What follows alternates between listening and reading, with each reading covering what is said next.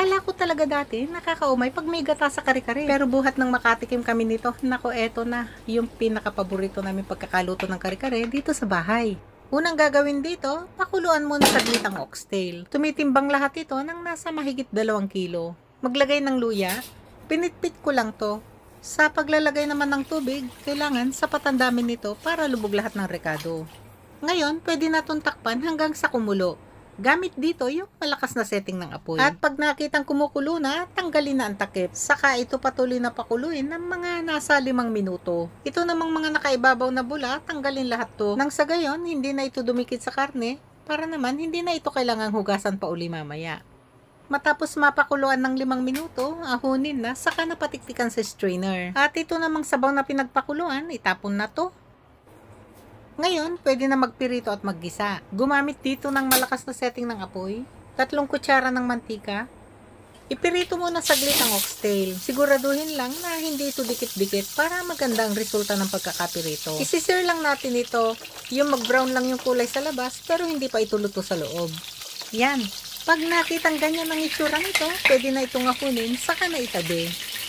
Patuloy lang ang saglit na pagpipirito hanggang sa maipirito na ito lahat. Pagka ganyan na ang itsura ng pagkakaluto nito, ilagay na ang bawang. Gisa-gisahin lang hanggang sa medyo tostado na yung pagkakaluto ng bawang. Gusto ko sa kare-kare yung maraming sibuyas. Yung tamis kasi na galing sa sibuyas, mas pasasarapin nito yung pagkakaluto ng kare-kare. Ilagay na lahat yung napiritong oxtail, saka na ito patuloy na halu-haluin, lutuin hanggang sa medyo malanta na ang mga sibuyas. Ngayon, palalambutin na natin to. Kaya ilipat na sa pressure cooker. Maglalagay ako dito ng 9 na tasa ng tubig. Dapat yung dami ng tubig nito, lubog lahat ng rekado.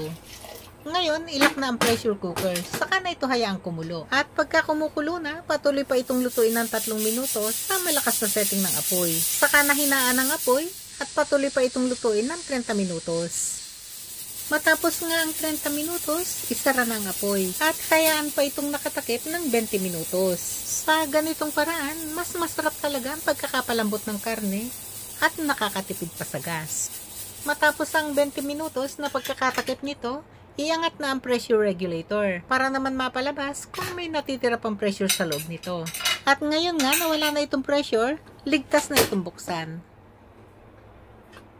Yan na oh. Ang sarap na ng pagkakapalambot ng karne. Paalala lang pala na sa tagal ng pagpapalambot, laging nakasalalay yan sa dami at kalidad ng karne. Ngayong malambot na nga ang oxtail, para hindi ito mapirait, tanggalin na muna natin to. Isang buong puso ng saging to. Gamitin lang dito yung malambot na parte nito. Para matanggal yung dagta nito at hindi agad mangitim, hinugasan ko ito sa tubig na may asin at suka. Balik na tayo sa pagluluto. Ilagay na ang puso ng saging. Lutuin ito ng 5 minuto sa medium setting lang ng apoy. Huwag na rin itong takpan para hindi lumabsa. Ngayong medyo napalambot na ang puso ng saging, ilagay na ang sitaw. Ilagay na rin ang talong at lutuin ito hanggang sa half cook na nga ang pagkakaluto ng talong. Ngayon, ilagay na ang pechay. Ito yung gustong-gusto namin sa kare-kare. Nakakapaglagay kami dito ng sandamakmak na dami ng gulay. Mahilig kasi kami talaga sa gulay. Pagka nga pala ganito na naglalagay na ng maramihang sangkap, i-adjust ang apoy sa pinakamalakas na setting nito para naman hindi mabantilaw o kaya lumabsa ang pagkakaluto ng gulay. Patuloy lang itong lutuin hanggang sa makuha na yung gustong lambot ng gulay. At pag nakuha na nga yung gustong pagkakaluto ng gulay, ahunin na to saka na itabi. Kung meron nga lang, masarap dito talaga yung sariwang gata. Kaso nga lang, wala kami nun dito. Masarap din naman itong nakalata. Basta, piliin lang yung magandang quality. Binanlawan ko na rin ng tubig tong lata. Sayang eh. Timplahan ng 1 piraso ng beef cube. 2 kutsara ng siling labuyo.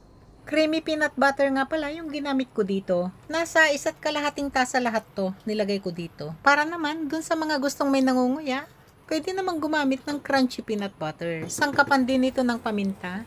Haluing mabuti hanggang sa matunaw na lahat yung peanut butter. Lagyan na ng annatto powder. Bali yung nagamit ko dito, 1 kalahating pakete. Depende sa kulay na gusto nyo, yung dami ng aswete na ilalagay. Bahala na kayo mag-adjust. Naku, nakakaligtaan ko kanina. Dapat talaga una yung aswete powder sa peanut butter para mas madaling tunawin yung aswete powder. Ito nga palang aswete powder na ginamit ko, may sangkap na itong cornstarch. Kaya naman, pagkatunaw nito, yan o, malapot na yung sabaw. Ngayon, pwede na itong tikman para maihusto ang lasa. Kanyama na. Ibalik na yung oxtail, haluing mabuti, saka na ito hayaang kumulo.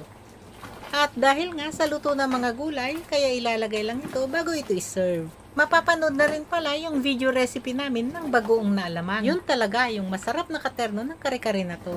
O, may na kayo mga na.